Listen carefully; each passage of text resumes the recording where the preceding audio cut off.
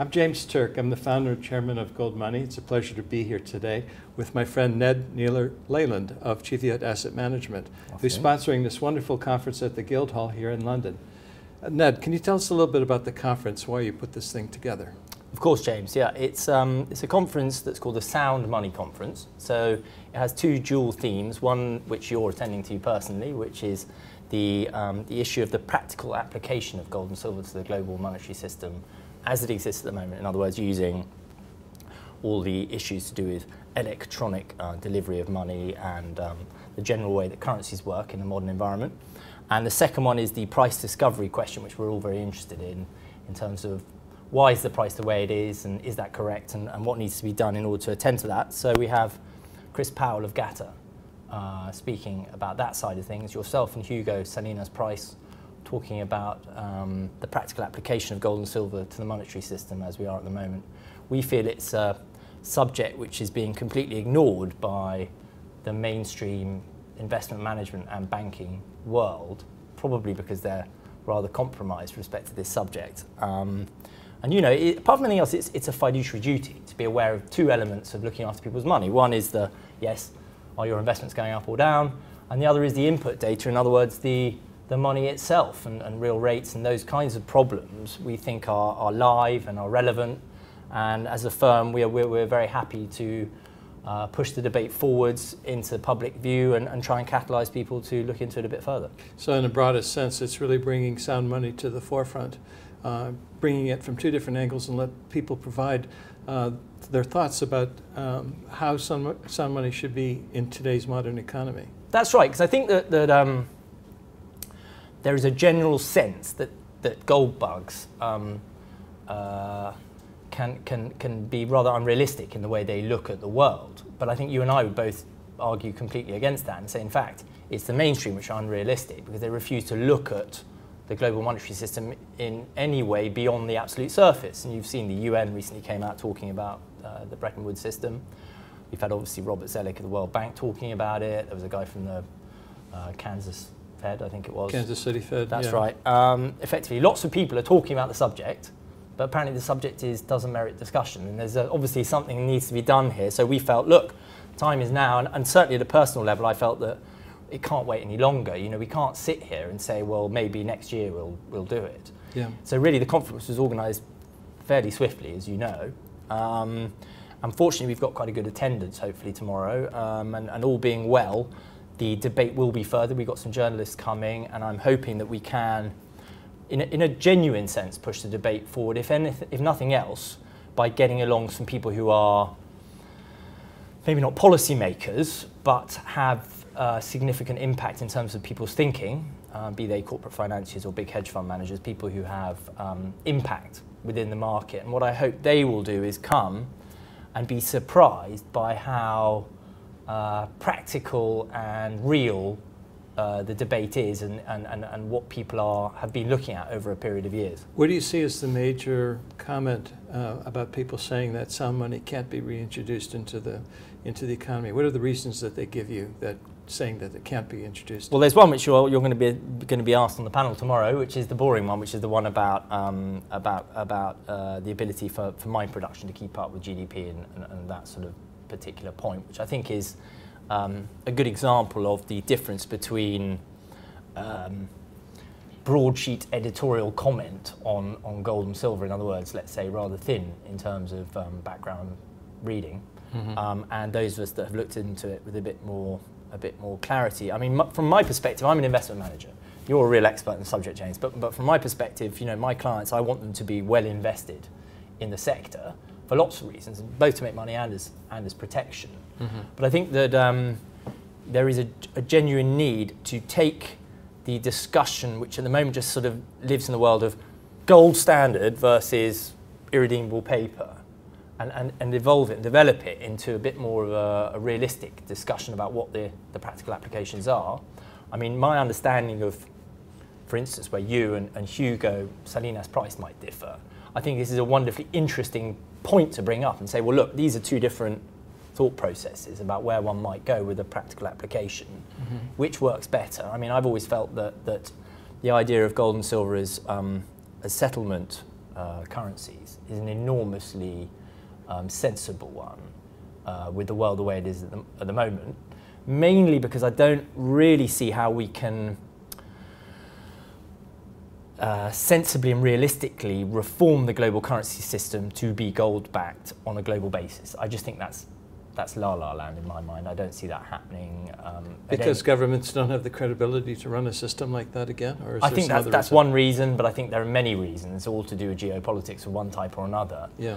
Whereas, just to use the sort of boring silver bug analogy, silver particularly is used as contact points. And really this is, I think that's rather a good analogy for what the idea of it being a settlement currency is. Is all it has to be is that the point of contact in a very light touch way. But so long as that contact point is there, I feel that probably that certainly to the layman, which I would consider myself to be, looks to be a practical solution which may work. But also, Hugo being more along the lines of, I suppose, Gresham's law, the conference being on Gresham Street is rather appropriate. But the idea of reintroducing it almost by stealth into the monetary system to educate the public as to what money is, which is the way I would read the idea of reintroducing silver coinage. I think that could be very profound and powerful as well, because I think that the main reason why it hasn't already happened, the debate hasn't been accelerated, is because people are just simply totally ignorant of the difference between paper money and real money. So what you're really saying that you're in favor of is competitive currencies. Let all currencies compete on an equal playing field, and the one that people choose will be the one that ultimately becomes the most popular currency. Yes, I think that's maybe an end result of what I'm looking at. I mean, I don't think there's any way that currency devaluing against each other the way they are is remotely sustainable, and I know you agree with me on this. But I just wonder whether, if you introduce this idea of gold and or silver as a settlement currency, whether it be for corporations, governments or individuals, what that would do is provide sort of security within the global currency system, but obviously it won't attend to the domestic, inflationary problems, those kinds of problems. So maybe you sort of need both. Hugo's idea at the grassroots level within individual nation states, and then on a supranational level having this ability to use gold or silver on an electronic basis as a settlement currency. Let me drill down on this point because it's sort of interesting to me. The term settlement currency, how do you describe that? Well, with great difficulty, and I'm going to sound very stupid now. To be honest with you, James, I'm not sure I really know, but the way I feel about it is that if we can remove settlement risk. The risk of payment. That's it, risk of payment, exactly. From the global FX market, I think volatility would be reduced, and I think that things could be attended to over a 2 to 5 year time frame, as opposed to at the moment, to my mind, it looks like a nosedive. Yeah. And that's what I think needs to be dealt with immediately and not be delayed by a year. I don't use that term settlement currency, but I understand exactly what you're saying. Apologies, yeah. And I'm actually going to be talking about this tomorrow in my presentation. Because what you really need are really two things. You need some place where you can put your money and it's safe. Yep. And secondly, you have to be able to make a payment and know that that payment is also going to be made safely. Both you as the payer and the payee want to know that that payment is a safe payment. Yep. And again, sound money historically has proven to do a very effective job in accomplishing both of those tasks. First of all, because it's a tangible asset, and as a consequence of that, there isn't any counterparty risk. Yeah. So you have the safety on both elements. I like that term settlement currency. I might pick that up from you and use it in my presentation as opposed to me sounding stunningly ignorant. From other aspects of currency, which brings me to another point. What about the extensions of credit? Can you have a settlement currency and the extensions of credit still working in relation to one another? And is it the extensions of credit that really create the fundamental imbalances and uncertainty in the existing system?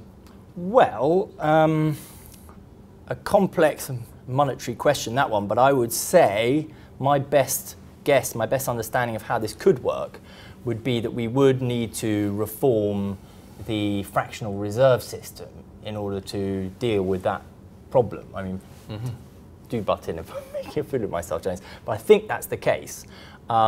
So I think really you're looking at a situation where if you want to borrow, you can borrow, but the terms of borrowing will be based on a slightly different system than the existing fractional reserve-backed credit system. So it might be some kind of earn-in into future growth prospects, earnings, cash flow, etc., from businesses. But I have to be honest, being an investment manager, there's only so much that I have, researched that element of it. Yeah. Looking at this issue, do governments have a role to play in terms of bringing sound money into existence again, or is it better to let sound money operate within the private sector and governments continue to operate with fiat currency? I think governments are beyond the pale at this point. The record is so bad. Well, I just think it's unrealistic to expect them to do anything. I think if that's going to be driven at any level, it will be at a corporate level, not at a governmental level. If you ask me, should they? Well, obviously they should, because they should be interested in the subject, but they're actively disinterested and obviously benefit from stealth inflation, etc. So I don't see that.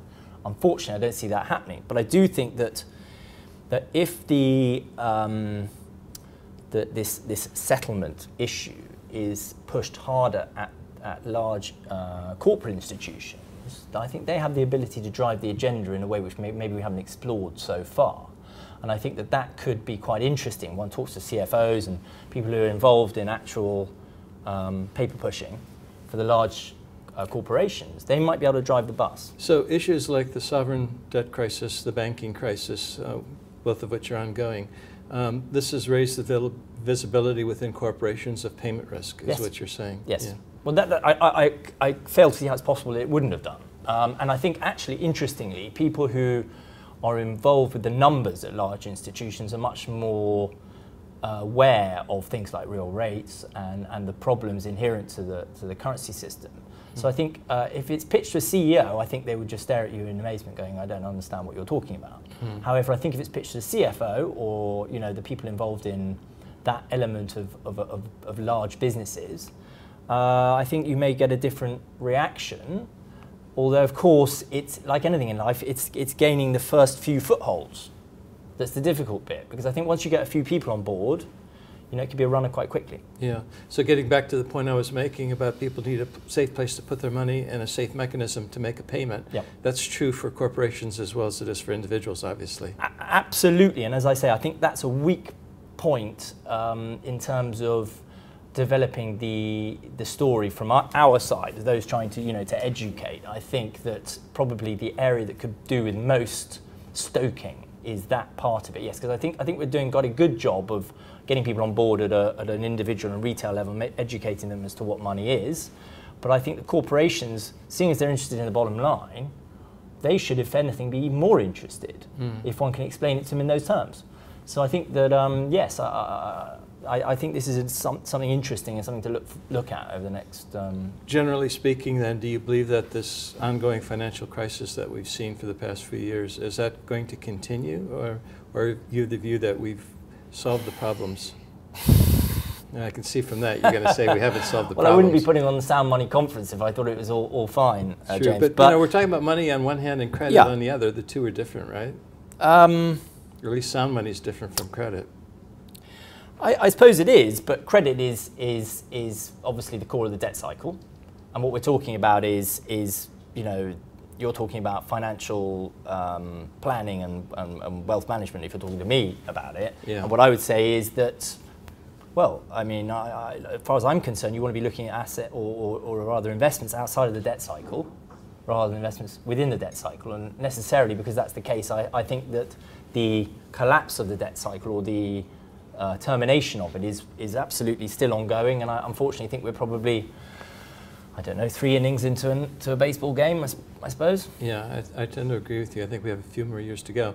So in terms of the equity side, it would be in terms of tangible assets or companies that produce tangible assets, commodity producers, things of that sort, and stay away from the financial. Absolutely, and for those clients who have the risk profile which will allow it, I also like investing the fixed interest component of a client's portfolio outside of sterling. Now, clearly, not everyone is appropriate for that, but certainly, to my mind, over the medium term, if you invest in asset-backed currencies, I'll give you a couple of examples, being Canadian dollar and Norwegian Krone in particular, I'm very keen on. I think it's an interesting way over a 2 to 5 year time frame to to make better returns than gilts or even in treasuries, but with lower risk and considerable potential for appreciation in currency terms. So yes, it's not just equities that are backed by tangible assets, but actually even irredeemable currencies that are backed by tangibles. Well, both of those currencies, the kroner and the Canadian dollar, being countries that have a heavy resource base. The problem, though, is that how many people can really find safety in the Norwegian kroner? That's exactly why I like it. To the moon? But that's another reason why I like it, because as a firm, we you know, Cheviot is a sort of £3.5 billion assets under management operation. And I actually wrote a piece about this exact point, which is it's quite funny to me how, in fact, 80-odd% of private client money that's run in the UK, certainly, is run by the big institutions. And exactly the point you make is they are unable to buy what I would call quality sovereign debt, like the Norwegian debt, because it's not big enough. In other words, it's not approaching insolvency. It appears to me that the large institutions can only buy debt which, as it approaches insolvency, it's impossible. There's a lot of Greek debt out there, but not too much Norwegian debt, right? That's right. And you know, Norway has a $500-odd billion sovereign wealth fund, a 14% current account surplus, only 4 million people. There are many reasons why purely on a safety basis, you know, it looks like a good place to park cash. But obviously, all these things are dependent on timing. You have to look at, you know, timing. You don't want to go in when things are going crazy. Would you call the Norwegian kroner a sound currency? I think I would probably refer to our friend Mr. Kaiser at this point and say what I've said before, which is I think it's the best looking horse in the glue factory. Considerably better than the dollar, which sometimes he refers to as the best looking horse in the glue factory. I understand why he says that, but I would say the Norwegian kroner is. Well, they all have their moments, I guess. At certain times, you know, one looks stronger than the other. At other times, the other looks stronger. Well, I think that's right. But wait a minute, we're talking about current account surplus and a huge cash pile and a tiny population. You won't find any other currency like that. The only other one that even approaches it is Singapore dollar. But there are also other reasons why that is a different setup to Norwegian krone, mainly the fact that it's a very broad-based export economy within the Asian centre. So they can't take a big appreciation in their currency to the same degree the Norwegians can, because the Norwegians, you know, they sell oil in dollars. It makes up a vast proportion of how much the country makes over the year. So I feel a bit more comfortable with that sort of managing its way stronger over you know. The only one that comes to mind would be the UAE dirham, if you have the dirhams deposited in Abu Dhabi banks and not Dubai banks. Okay, I take your word for it, James. I can't say I've researched that, so I wouldn't want to pass comment. Yeah, I don't think they have much in way of sovereign debt, but you know, in terms of small population with resource base, you know, that would probably work as well. Sure. Let's go back to the conference and basically, you know, what your objectives are and what your aims are. You know, when it's all said and done, what is your hope that the conference will accomplish? Well, I think my hope is that it's an extremely good question. I think my hope is that both the reporters from Bloomberg and the hedge fund managers who are not currently gold bugs, they might be gold bulls, but they're not, you know, sound money people. I'm hoping that they leave wobbled. I want them to feel as though they leave less sure of their view than it is at the moment. And I think that that's quite easy to achieve, because I think that a lot of them simply are unaware of the subjects which we all discuss on a daily basis. And I think that really it's just an issue of platform. I think there's definitely been an issue over the years of us all, you know, preaching to each other. I remember we were at a conference not that long ago, and I think I made the comment to you that it was quite funny. There were about 10 of us in the room, and all of us were involved in the sector. And we do a lot of talking to each other and preaching to the choir, where what we need to do is the reverse. We need to talk to people who are not the choir and convince them of the merit of our argument. And I think the argument is exceptionally obvious. So really, I suppose that's what it is to get people talking, get those people who were wobblers to make them really question their understanding of what money is. And I think once that process starts, it's rather like a sort of truth virus. I think when it starts happening, it's almost impossible to stop that.